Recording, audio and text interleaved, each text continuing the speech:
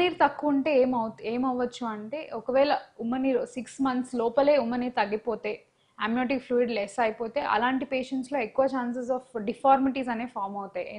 అంటే cushioning effect ఉండదు. So uterus దగ్గరికి అయిపోయి వాళ్ళలో లిమ్ డిఫార్మిటీస్ ఇట్లాంటివి ఫామ్ అవ్వచ్చు బేబీస్లో. సెకండ్ థింగ్, మిస్క్యారేజ్ అయ్యే ఛాన్సెస్ ఉంటాయి. థర్డ్ థింగ్, బేబీ లోపలే ఉమ్మనీరు లేకపోవడం వల్ల బేబీ డెత్ అవ్వచ్చు, స్టిల్ బర్త్ అవ్వచ్చు.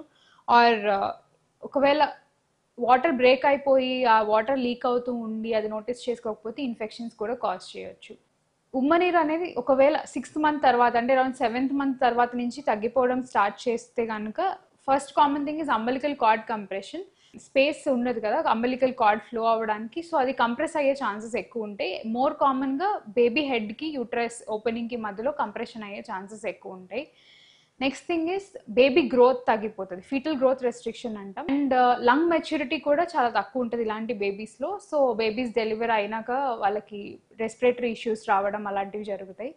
Next thing is caesarean delivery rate అనేది ఎక్కువ ఉంటుంది ఇలాంటి తక్కువ ఉమ్మనీరు ఉన్న వాళ్ళలో. బికాజ్ నార్మల్ డెలివరీకి కావాల్సిన నార్మల్ కుషనింగ్ అనేది జరిగేది ఈ ఉమ్మనీరుతోనే. అది తక్కువ అయిపోతే ఆ ప్రాసెస్, ఆ పుష్ అనేది ఉండదు, కాబట్టి వాళ్ళకి సిజేరియన్ రేట్ ఎక్కువ అవ్వచ్చు.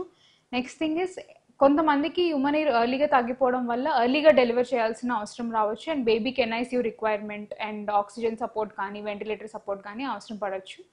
అమ్నియోటిక్ ఫ్లూయిడ్ తక్కువ ఉందని ఎలా తెలుసుకోవచ్చు అనే క్వశ్చన్ కూడా అడుగుతారు. సో అల్ట్రాసౌండ్ చేసి అప్పుడు వి హ్యావ్ ఏఎఫ్ఐ ఇండెక్స్ అంటాం దాన్ని, ఎంత ఉంది ఉమ్మనీరు అనేది క్యాలిక్యులేట్ చేస్తాం. దాన్ని బట్టి ఎంత లెవెల్ ఆఫ్ అమ్నియోటిక్ ఫ్లూయిడ్ ఉందనేది డిటెక్ట్ అవుతుంది. అమ్నియోటిక్ ఫ్లూయిడ్ ఇంప్రూవ్ చేసుకోవడానికి ఏం చేయాలి అంటే, డ్రింక్ ప్లెంటీ ఆఫ్ వాటర్. ఇది ఐ డోంట్ సే ఇది ఎక్కువ శాతం ఇంప్రూవ్ చేయగలదు అని చెప్పలేను కానీ, బట్ ఇట్ హెల్ప్స్ అట్లీస్ట్ ఉన్నది ఇంకా తగ్గిపోకుండా it keeps that balance. Second thing is high protein diet తీసుకోవాలి. ఇలాంటి పేషెంట్స్ ఎవరికైతే లో అమ్నియోటిక్ ఫ్లూయిడ్ ఉందో వాళ్ళు high protein diet like egg whites కానీ, సోయా కానీ, చికెన్ కానీ ఇట్లాంటి హై ప్రోటీన్ డైట్ ఉన్నది తీసుకోవాలి. And next thing is we give them L arginine సాషేస్ అని ఇస్తాము. అలాంటి యాంటీ ఆక్సిడెంట్స్, ఎలార్జినైన్ సప్లిమెంట్స్ ఇట్లాంటివి తీసుకుంటే వాళ్ళకి అమ్నియోటిక్ ఫ్లూయిడ్ అనేది పెరుగుతుంది. ఇవన్నీ చేసినా కానీ ఇఫ్ అమ్నియోటిక్ ఫ్లూయిడ్ పెరగలేదు అనుకుంటే the next option is IV fluids అండి. ఈ IV fluids through we give infusions every alternate day. అప్పుడు కూడా ఇంప్రూవ్ అవ్వలేదు అంటే we then go for delivering the baby.